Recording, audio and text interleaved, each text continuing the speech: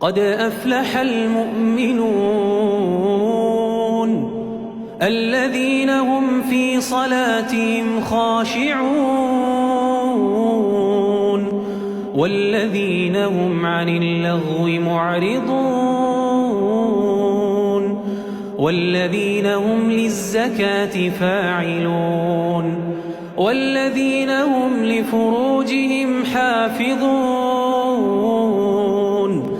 إلا على أزواجهم أو ما ملكت أيمانهم فإنهم غير ملومين